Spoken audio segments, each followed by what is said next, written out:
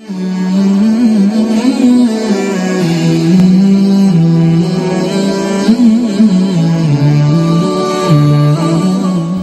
Channel, সত্য ও শান্তির পথে। মুসলমান 250 কোটি মুসলমান, সবাই কি জান্নাতি? মুসলমানের তালিকায় নাম আছে ইসলাম রে পাইলে জবাই করবে, এমন হারামিও আছে না নাই? মুসলমানের নাম তাসলিমা নাসরিন, তার পাসপোর্টের মাঝে মুসলমান। আহমদ শরীফ, দাউদ হায়দার, ওই সালমান রুশদি, থাবা বাবা রাজীব, এইভাবে আরো অভাব নাই শত শত। মহিউদ্দিন আসিফ নামে একটা যুবক নাস্তিক, ওই যে শাপলা চত্বরের ঘটনা, তারপরে সরকার তাকে অ্যারেস্ট করেছিল ইসলামের বিরুদ্ধে লেখালেখির কারণে। তার ব্লগের মাঝে সে লিখেছে, যদি শাহবাগের মোড়ে আল্লাহ নেমে আসে, সে আল্লাহরেও ফাঁসি দিয়ে দেবে। মহিউদ্দিন আসিফ নামটা হিন্দু না মুসলমানের? কথা বলা লাগবে, হিন্দু না মুসলমানের? আল্লাহকে ফাঁসি দেয়, কোরআনের বিরুদ্ধে লিখে, ইসলামের বিরুদ্ধে কথা না বললে পেটের ভাত হজম হয় না, এমন কুলাঙ্গার মুসলিমও আছে না নাই? জান্নাতি না জাহান্নামী? নাস্তিক, আল্লাহরে স্বীকার করছে না। এইভাবে বন্ধু 250 কোটির ভিতরে কত জাহান্নামী। রাসূলুল্লাহ সাল্লাল্লাহু আলাইহি ওয়াসাল্লাম বলেছেন, তাফতারিকু উম্মতি আলা 73 মিল্লাতান কুল্লুহুম ফিন্নারি ইল্লা ওয়াহিদা। আমার উম্মত দাবি করলে জান্নাতি নয়, আমার উম্মত গুলো 73 দলে ভাগ হবে, তার মাঝে জান্নাতি হবে মাত্র এক দল। তাহলে এই 250 কোটি, তারা আবার 73 দল। জান্নাতি হবে তাদের মাঝে মাত্র এক দল। এবার আপনাদের কোর্টে বল ছেড়ে দিলাম, আপনারা একটু জবাব দেন, জান্নাতি সংখ্যা বেশি না কম? কত কম? এখান থেকে একটি মেসেজ আমাদের নিতে হবে। সেই মেসেজটা হলো, জান্নাতের রাস্তায় যদি কেউ না চলে, আমি একা হলো চলবই। জান্নাতের রাস্তায় লোক কমতে থাকবে, এটাই হাদিসে পাওয়া যায়। নামাজি থাকবে, রোজাওয়ালা থাকবে, দাড়িওয়ালা টুপিওয়ালা থাকবে, কিন্তু ঈমানওয়ালা কমে যাবে। যার ঈমান নাই, তার কপালে জান্নাত নাই। ওই 73 দলের মাঝে এক দল জান্নাতি, বাকিরা জাহান্নামী হওয়া প্রমাণ করে। তাদের মাঝে সমস্যা আছে না নাই? এই জন্য আল্লাহর হাবিব এটাও বলে গেছেন, ইয়াতি আলান নাসি জামান ইয়াজতামিউনা ফিল মাসাজিদি লাইসা ফীহিম মুমিন। এমন একটা জামানা আসবে, সেই জামানার মানুষগুলো মসজিদে জামাতের সাথে নামাজ পড়বে, কিন্তু ওই জামাতে ইমাম মুয়াজ্জিন মুসল্লি একজনেরও ঈমান থাকবে না। কোরআনে আল্লাহ বলছেন, মা ইউমিনু আকসারুহুম বিল্লাহি ইল্লা ওয়া হুম মুশরিকুন। তাদের অধিকাংশের অবস্থা এমন হবে, তারা আল্লাহর উপরে ঈমান আনবে, আবার শিরিক করে ঈমান হারা হয়ে যাবে। জান্নাতি মানুষ খুব কম হবে। এখন কেউ জান্নাতের পথে চলবে না, কারণ জান্নাতের পথে চলা সহজ না। আর দুনিয়া সিজনুল মুমিনিন ওয়া জান্নাতুল কাফিরিন। দুনিয়া মুমিনের জন্য জেলখানার মতো হয়ে যাবে। এমন একটা জামানা আসবে, যেই জামানা ঈমান রাখা হাতে আগুন রাখার মতো কঠিন হবে। হাদিসগুলো মিলান। একটা জামানা আসবে যে জামানায় মসজিদে লোকজন জামাতে নামাজ পড়বে কিন্তু ইমানদার পাওয়া যাবে না। একটা জামানা আসবে ইমান রাখা হাতে আগুন রাখার মতোই কঠিন হবে। ওই জামানা আসবে না, এসে গেছে।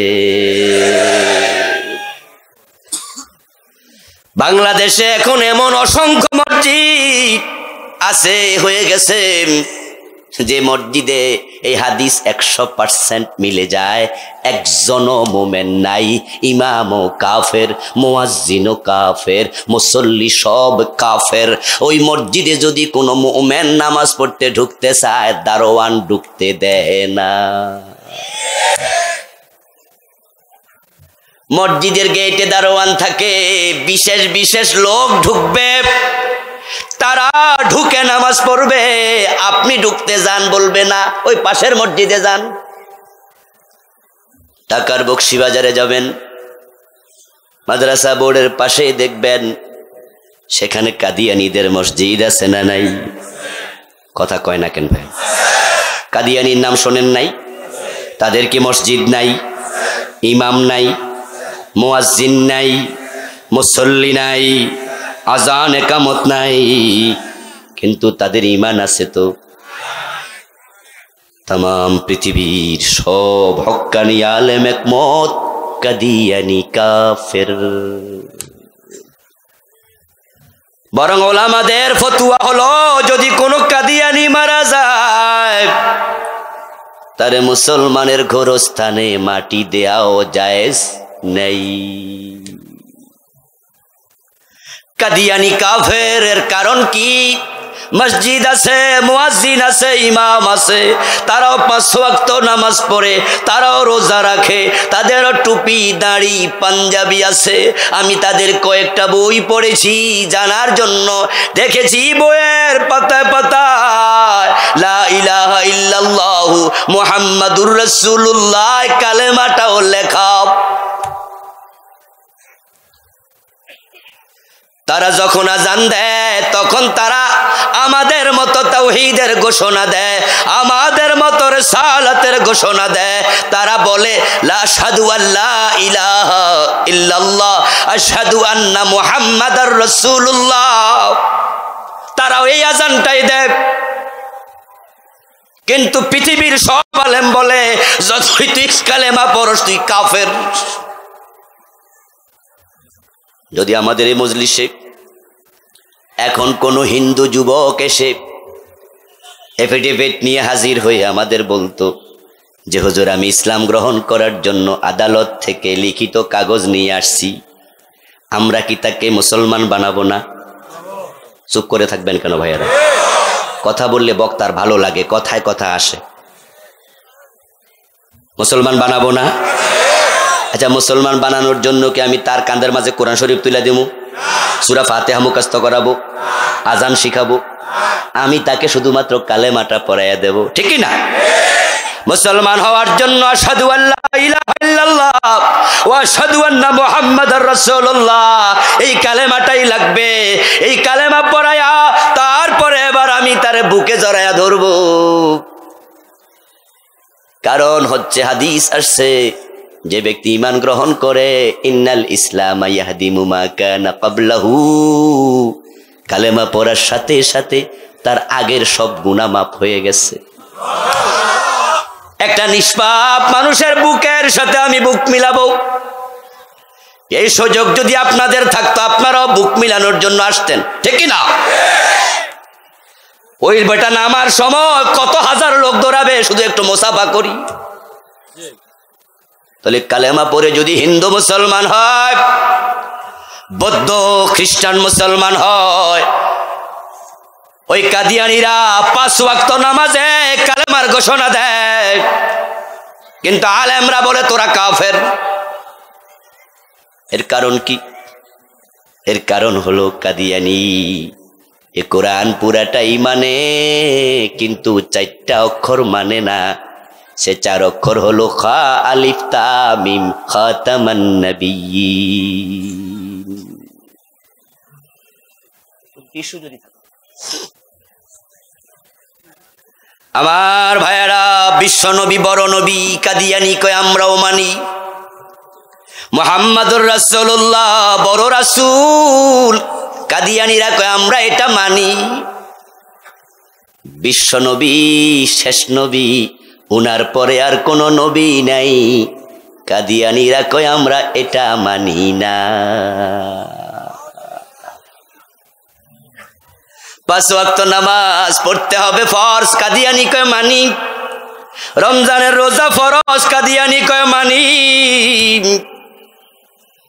কিন্তু খাতামান নবীন, রাসূল শেষ নবী, কাদিয়ানিরা এটা মানে না।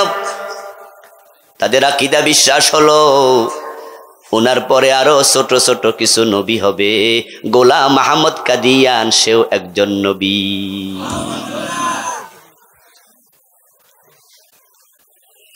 আমার ভাইয়েরা, কোরআনের 4টা অক্ষর না, কেউ যদি একটা অক্ষর না মানে সেও মুমিন থাকবে না, কাফের হয়ে যাবে। এইভাবে মানুষগুলো কেউ রাসূলকে স্বীকার করবে শেষ নবী হিসাবে, কাফের হবে। কেউ রাসূলকে মানুষই মানতে চাইবে না, রাসূলের মনুষ্যত্ব